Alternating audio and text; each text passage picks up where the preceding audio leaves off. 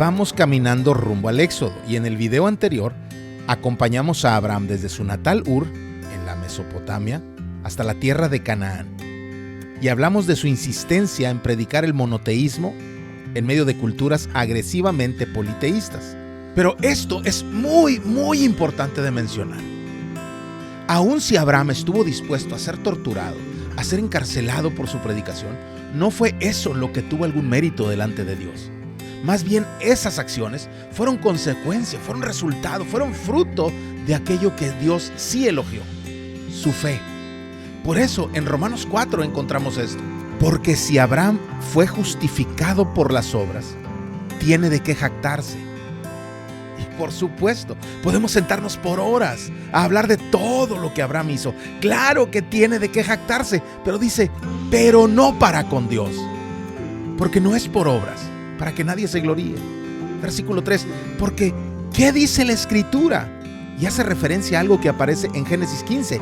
Y creyó Abraham a Dios y le fue contado por justicia.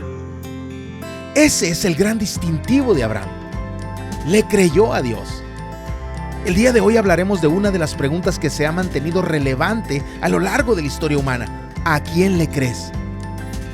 Porque ahí donde pones tu confianza, ahí queda explicada tu vida. Quedan explicadas tus decisiones. Quedan claras tus prioridades. ¿A quién le crees? Cuando Abraham salió de su tierra sin saber a dónde iba, arriesgando su integridad, arriesgando todo lo que tenía y arriesgando a su familia y a todos los que iban con él, nos queda clara la fe que Abraham tenía. Pero no la alcanzamos a medir realmente hasta que entendemos lo que pasó en Génesis capítulo 22. Aconteció que después de estas cosas, ¿qué cosas? Que Abraham perdiera a su hermano, perdiera a su padre, perdiera su identidad nacional, que saliera de Ur, que se casara con una mujer estéril, que Dios le prometiera un hijo, que Dios le entregara un hijo. Pasado todo eso, Dios probó a Abraham. Muchos confunden poner a prueba con pasar por una tentación y no son lo mismo.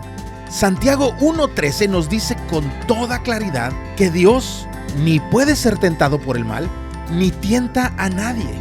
La diferencia entre la tentación y la prueba es que la tentación es una trampa que busca destruirte. La prueba es como el control de calidad, algo que nos permita ver la resistencia, la calidad de alguien. Dios no probó a Abraham para hacerlo caer. Dios nos prueba para mostrarnos nuestras fortalezas, para enseñarnos acerca de nuestras debilidades. Sigo leyendo. Y le dijo, Abraham. Y él respondió, aquí estoy. Hineni. ¿Recuerdas cuando hablamos de esa palabra? Aquí estoy para ti. Estoy para servirte. Versículo 2. Y Dios dijo, toma ahora a tu hijo. Es tu hijo. Es tu bebé. Son tus ilusiones. Es el anhelo de tu corazón. Es el cumplimiento de mi promesa. Es el gozo de tu esposa. Es tu hijo. Tu único. Abraham, tienes otros hijos, pero yo leo tu corazón, sé lo especial que es para ti, sé que para ti es diferente a todos los demás.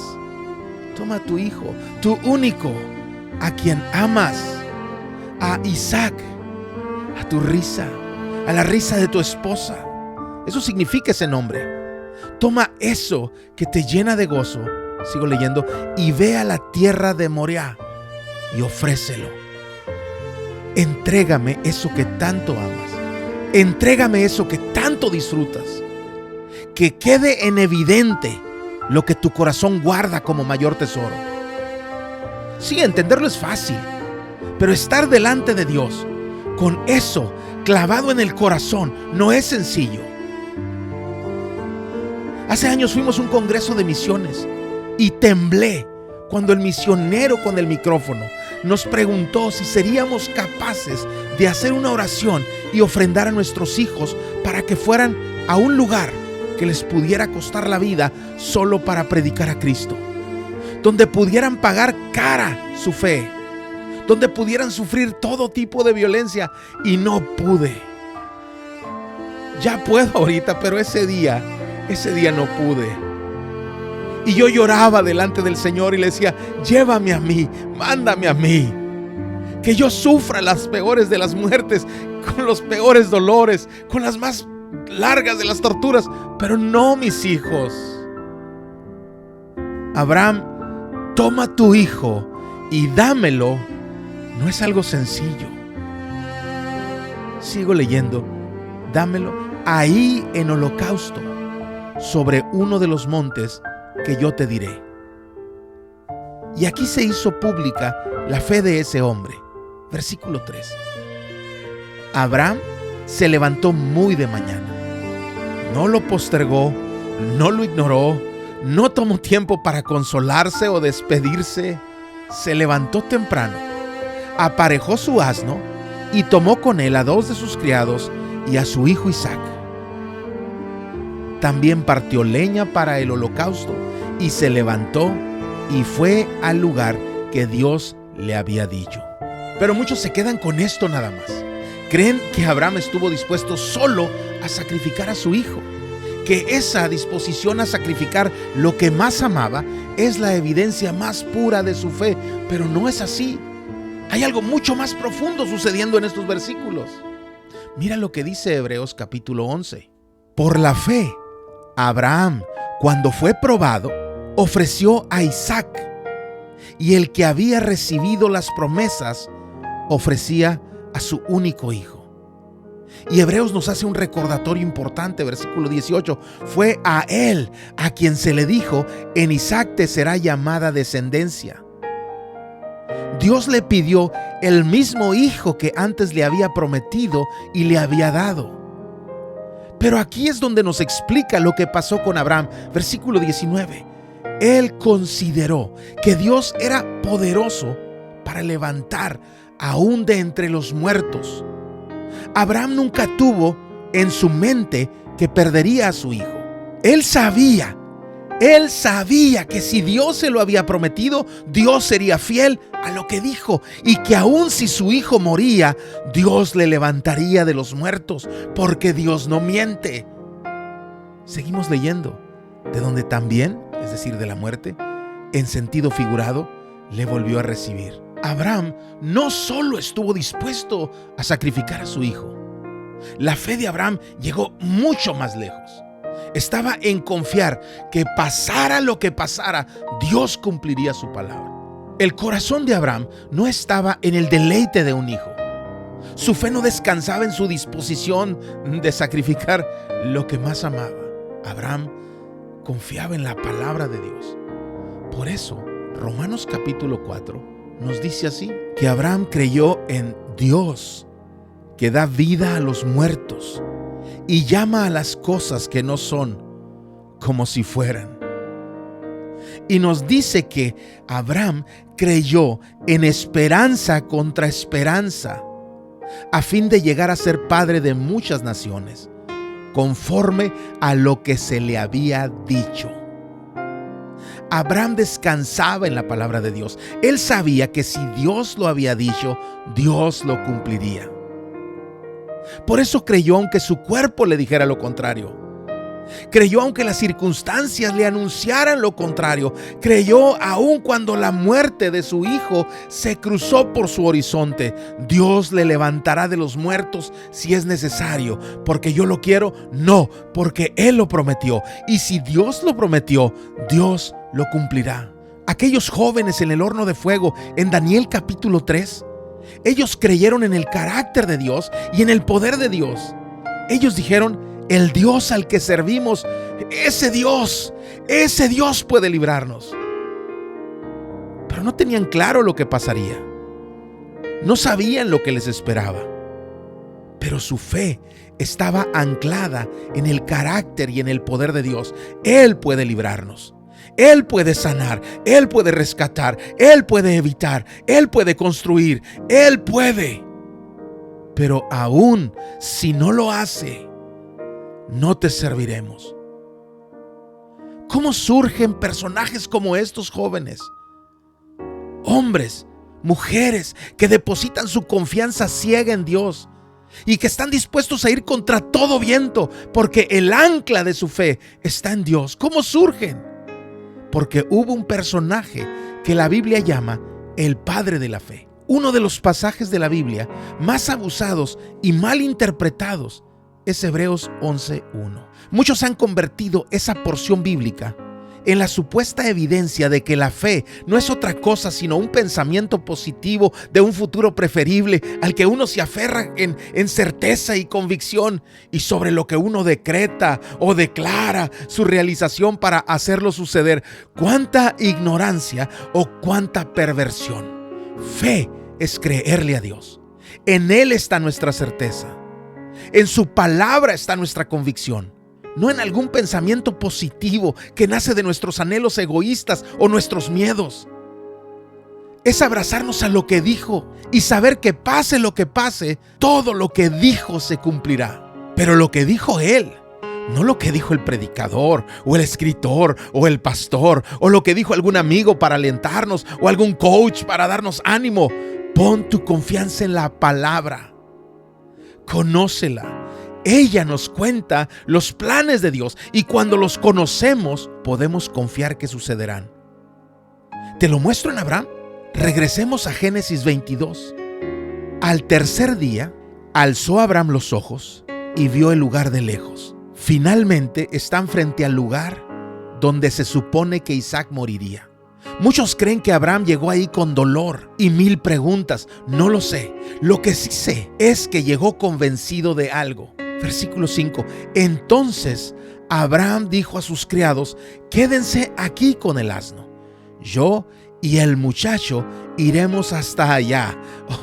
Pero lo que sigue me emociona. Adoraremos y volveremos a ustedes. Mi hijo y yo vamos a la montaña a un encuentro con Dios, pero mi hijo y yo regresaremos. Pero eso no es todo, Unos versículos después nos dice otra cosa impresionante. Isaac habló a su padre Abraham: Padre mío. Y él respondió: Hineni, aquí estoy, hijo mío. Pero Isaac continúa: Oye, papá, aquí está el fuego y la leña. Pero ¿dónde está el cordero para el holocausto? Y la respuesta de Abraham me sacude. Versículo 8. Y Abraham respondió: Dios proveerá para sí el cordero para el holocausto, hijo mío. Abraham sabía esto: habría un cordero sobre el altar. Quizás Abraham ni siquiera sabía por qué Isaac tenía que morir. A lo mejor ni siquiera sabía exactamente cuándo o exactamente cómo. Pero lo que Abraham sí sabía era que pasara lo que pasara, Dios cumpliría su propósito y Dios sería fiel a su palabra. Y Abraham estaba convencido que la voluntad de Dios se ejecutaría incluso en las formas humanamente más ilógicas, porque Abraham sabía que la muerte no es el final. Tal vez no conozco esa parte, pero conozco lo que viene más adelante, porque tengo su palabra. Mi hijo se levantará de entre los muertos, porque Dios me prometió que de él saldría una nación. Por eso es que la muerte, para nosotros los que tenemos al Señor, debe tener otra perspectiva, porque no es el final de la historia. Por eso Pablo lo dijo en aquella pequeña frase a los de Filipos. Una frase tan corta, pero tan significativa: pues para mí el vivir es Cristo y el morir es ganancia. ¿Estás loco, Pablo? Nadie quiere morir, todos le temen a la muerte. No cuando entiendes que la muerte física no es el final de la historia, porque así se deshaga este cuerpo, sumido en los peores dolores. Todo eso es pasajero. La historia no termina ahí. Tenemos su palabra. Abraham sabía lo que pasaría más adelante. Mira esto en Génesis capítulo 15. Y Dios dijo a Abraham: ten por seguro esto, que tus descendientes serán extranjeros en una tierra que no es suya, donde serán esclavizados y oprimidos durante 400 años. Abraham supo de la esclavitud en Egipto desde mucho antes de nacer Isaac. Dios se lo había dicho. Y Dios le dijo además: pero yo también juzgaré a la nación a la cual servirán, y después saldrán de ahí con grandes riquezas. Tranquilo, Abraham, yo construyo la historia. Abraham sabía lo que pasaría en el futuro. Quizás no entendía el hoy, pero su confianza estaba en que conocía el mañana. Te hago una lectura más, 1 de Pedro capítulo 1. En lo cual vosotros os alegráis. ¿En qué nos alegramos? ¿De qué está hablando Pedro? Por espacio no pude poner todo el pasaje, pero puedes buscarlo, aunque te lo digo. Nos alegramos en dos cosas. Primero, en que nos ha hecho nacer de nuevo a una esperanza viva, es decir, en que nos amó y nos trajo a una vida nueva.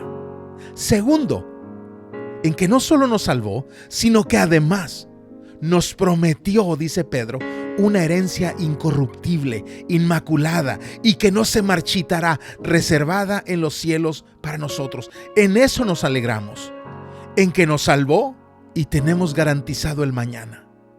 Aunque ahora, por un poco de tiempo, si es necesario, tengáis que ser afligidos en diversas pruebas. Amárrense los tenis, decía alguien. ¿Sabes por qué?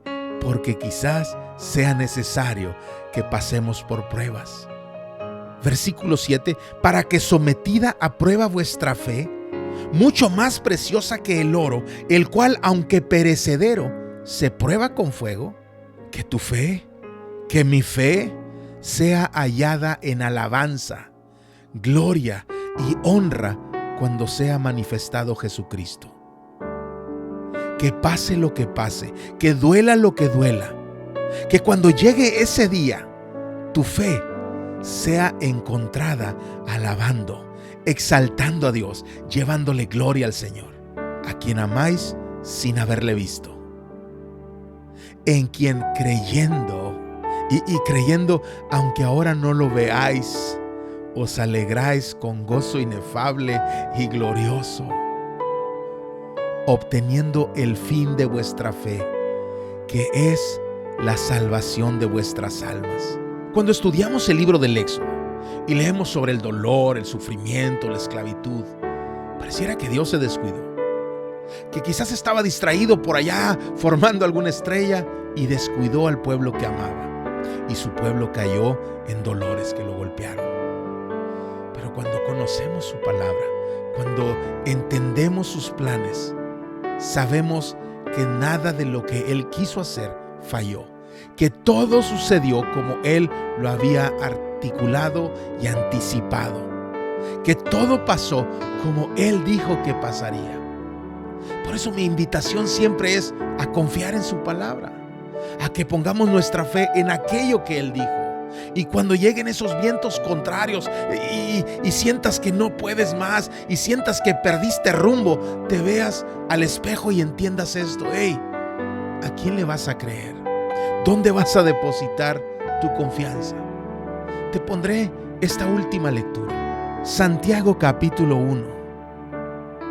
Tengan por sumo gozo, por gozo máximo, hermanos míos, cuando se hallen en diversas pruebas. ¿Diversas? ¿En plural? Sí, puede pasar. Y si pasa, que tu gozo sea grande, sabiendo que la prueba de su fe produce paciencia, y que la paciencia tenga su perfecto resultado. Significa que la paciencia complete la obra en ti. ¿A dónde vas? Súbete de nuevo a la mesa de operaciones, que aún queda trabajo. No te bajes, para que sean perfectos y completos, sin que nada les falte. Dios está trabajando en ti. Esos sinsabores solo son sus herramientas. Pon tu confianza en Él, porque el que comenzó en ti la buena obra, la perfeccionará. Filipenses 1:6.